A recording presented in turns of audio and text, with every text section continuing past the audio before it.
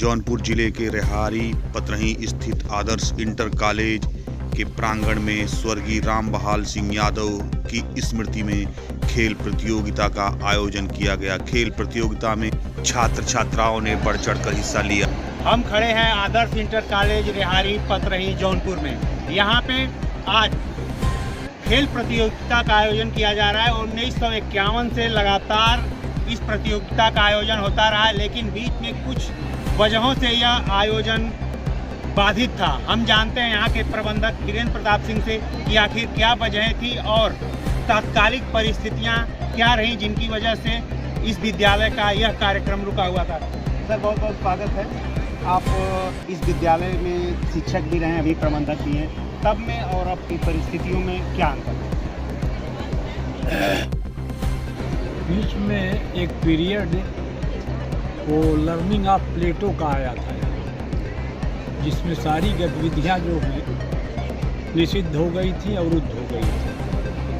1984 में यहाँ प्रबंधकीय व्यवस्था समाप्त हो गई और नियंत्रण राज्य सरकार के हाथ में गया।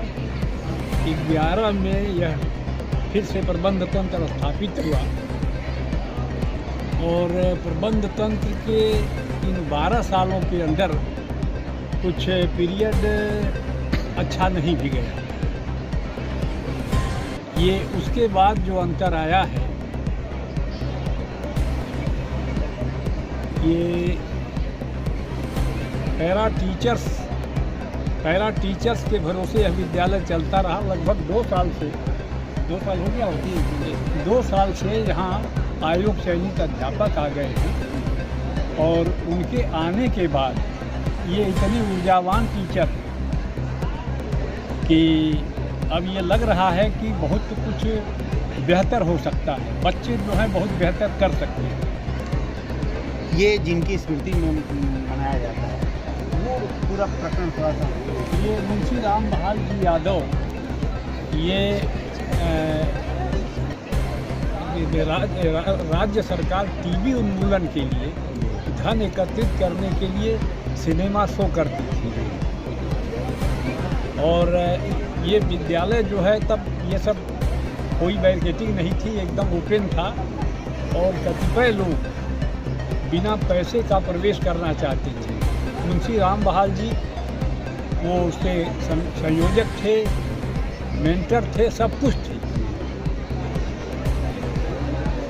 इत्तेफाक से वो लोग इनके रिश्तेदार भी थे, तो ये घुसने नहीं दिए और बाद में जाके पूछे कि कितने लोग हैं, उतना पैसा मैं दे रहा हूँ। उन लोगों के अहंग को चोट पहुँची और जब भी राउंड में गए हैं तो इन पर लाठियों की वर्षा हुई और ये घायल। दुर्भाग्य तब ये रात के करीब 11 बजे की घटना है और उस समय नो टैक्सी, कोई टैक्सी अवेलेबल नहीं थी। मुंशी जी की जान बच सकती थी, लेकिन सुबह 7 बजे रेल आती थी जो रियार से जौनपुर जाती थी। उस रेल से इनको जौनपुर ले जाया गया, इलाज हुआ और 2 दिन जीवित रहे, फिर मर गए। तो उन्हीं की स्मृति में तो उन्हीं की स्मृति में ये चल रहा था। अब तक जब इसकी शुरुआत हुई पहले माल्यार्पण से हुई, फिर इसके बाद क्योंकि गेम में बड़ी रुचि उनकी थी, ऑलराउंड थे वो, हर विधा में, मतलब उनके बारे में क्या कहा जाए, जो कुछ भी कहा जाएगा कम है। तो वो खेल से जुड़े थे, तो यहाँ खेल की प्रतियोगिता शुरू करा गया। बीच में आ गया कोविड आ गया तो सब बंद हो गया। कोविड के बाद भी 1 साल 2 साल कुछ नहीं हुआ। एक दिन हम लोगों ने विचार किया कि जो हम लोग ये प्रतियोगिताएं कराते रहे हैं, अपने बच्चे कुछ नहीं पाते। वो बाहर के खिलाड़ी आते थे और वो अपना इवेंट करते थे और अपने बच्चे जो है एकदम मुख्य दर्शक होकर देखा करते थे। तो ये समझ में आया कि अब जो कुछ भी है इन बच्चों के लिए किया जाए, इसलिए प्रतियोगिता का स्वरूप इस साल पहली बार बदला गया। यहाँ के बच्चे शामिल हो रहे हैं। यहाँ के बच्चे। भविष्य की क्या योजनाएं हैं इस विद्यालय में प्रबंधन को लेकर के? इधर जो है मैं बहुत ही फख्र के साथ कहना चाहता हूँ कि ये साल जो है एक ऐसा इम्पेटस दिया है कि इतने ऊर्जावान अध्यापक हैं, इतने क्षमतावान हैं कि इनकी क्षमता का अब तक उपयोग नहीं किया गया। वो ये हनुमान है, इनको जब स्मरण कराया गया कि आप में तो बड़ी ताकत है, तो इनको अपनी ताकत का एहसास हो गया और अपनी ताकत के एहसास से ये लगता है कि विद्यालय हर दृष्टि से ये विद्यालय में बच्चों से ये लोग बच्चे गमला खरीदे हैं और नर्सरी से पौधे खरीदे हैं, लगाए हैं बच्चे स्वयं अपने क्लास के सामने। तो भविष्य में हमको लगता है कि इस साल तो नहीं, लेकिन अगली साल हमको यह विश्वास है कि यहाँ के बच्चे नीट में, जेई में और वो SUET में सब में पार्टिसिपेट करेंगे और अच्छा करेंगे। सर, आप प्राचार्य हैं विद्यालय के, कितने वर्षों से आप यहाँ पे प्राचार्य हैं? मैं यहाँ जुलाई 91 में अध्यापक के रूप में कार्य प्रारंभ किया था और 2015 से मैं यहाँ प्राचार्य हूँ। और 2015 से जब मैं प्रधानाचार्य की कुर्सी संभाला तो दुर्भाग्य से मुझे सिर्फ पैरा टीचर्स ही मिले थे। उसमें सिर्फ 10 की संख्या में टोटल स्टाफ हमारे पास था और इसके वजह से पठन पाठन में भी थोड़ी बाधाएं आती थी और अन्य क्रियाकलापों में भी व्यवधान पड़ता। 91 में और 2023 में क्या अंतर है? नहीं, 91 से लेकर के 2005 तक हमारे पास पर्याप्त मात्रा में स्टाफ था और सारी गतिविधियां सुचारू रूप से संचालित होती थी। बीच में चयन बोर्ड के काम न करने के कारण अध्यापक रिटायर होते गए और नए अध्यापक आए नहीं, तो थोड़ा सा शिथिलता आ गई थी। लेकिन अब 2016 से कंटिन्यूअस चयन बोर्ड से चयनित अध्यापक आते गए, अब हमारी स्ट्रेंथ फुल हो गई है। अब गुणवत्ता में गिरावट थी इसलिए विद्यार्थी कम हो गए। हाँ, पहले 2000 के करीब विद्यार्थी थे और वो घट करके 900 के करीब आ गए थे। अब फिर पढ़ना शुरू हुए हैं, इसमें 1150 विद्यार्थी विद्यालय में हैं। आप यहाँ के विद्यार्थी भी रहे हैं, शिक्षक भी रहे हैं। स्वर्णिम युग था, यहाँ के तमाम अधिकारी इस कैंपस से निकले हैं, डॉक्टर्स, यहाँ तक कि मौजूदा विधायक जो अलीगढ़ एंटीराम भी यहाँ के स्टूडेंट रहे हैं। तो क्या समाज से सहयोग नहीं मिला इस पूरी व्यवस्था को बदलने के लिए? ऐसा है कि यहाँ का विद्यालय अपने आप जनपद या अन्य क्षेत्रों से जोड़ा जाए तो अपने आप में इकलौता माना जाएगा, नई इकाई में माना जाएगा। ये अध्यापक प्रधान विद्यालय है। यहाँ प्रबंधन राय देता है, बीच में तो अभी सर बताए कि कुछ बाधित हुआ था, लेकिन पहले से भी प्रबंधन जो था इस विद्यालय को अध्यापकों के ऊपर छोड़ दिया था और यहाँ के अध्यापक भी छात्रों को पकड़ते थे, उनके स्किल को, उनके कौशल को। जैसे किसी को किसी क्षेत्र में जाना था वो पकड़ लेते थे कि इस क्षेत्र में लड़का आगे। इस आज जो शहादत दिवस मनाया जा रहा है, शहीदों की चिताओं पर लगेंगे प्रतिवर्ष में, वतन पर मरने वालों की यही बाकी निशान होंगी। तो स्वर्गीय श्री राम बहाल जी के बारे में सर बताए, बहुत कुछ बताए कि अपने कर्तव्य बोध को पालन करने में अपने को शहादत दी थी। तो यहाँ के लोग प्रत्येक क्षेत्र में, कोई गेम के क्षेत्र में है, कोई शिक्षा के क्षेत्र में है, तो वो अपने ऊर्जा के साथ वो जुड़ा रहता था। मेरा सवाल ये है कि क्या यहाँ के विद्यार्थी जो यहाँ से निकले हुए हैं, इस पूरी व्यवस्था को बदलने में सहयोग है उनका? अभी उस दिशा में सहयोग नहीं है, लेकिन अब विचार कुछ किया जाए, चिन्हित किया जाए, लेकिन हमें लग रहा है कि भाई टाइम लगेगा, लग सकता है। आप भी यहाँ के विद्यार्थी रहे हैं, आपको नहीं लगता है कि यहाँ के विद्यार्थियों की ये जो व्यवस्था है बदलने में जिम्मेदारी होनी चाहिए? प्रयास करना तो आवश्यक है। जो यहाँ से पढ़ के बच्चे निकले हुए हैं, अच्छी जगहों पे हैं, वो अगर सहयोग करें तो बहुत सा उद्देश्य जो पूरा हो सकता है। जो प्रबंध तंत्र या तो इसके लिए प्रबंधन को ही पहल करना पड़ेगा। जी, प्रबंध तंत्र ऐसा सोच भी रहा है और सबका सहयोग मिला तो ऐसा संभव ही है भविष्य में। जो अभी संदर्भ चल रहा है पुराने छात्रों का,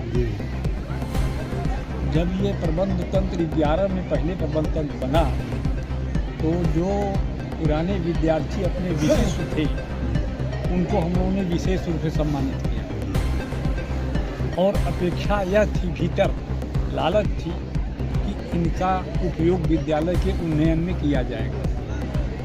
उन प्राचीन विद्यार्थियों का कोई दोष नहीं है। प्रबंध तंत्र उसके बाद फिर उस दिशा में सोचना बंद कर दिया।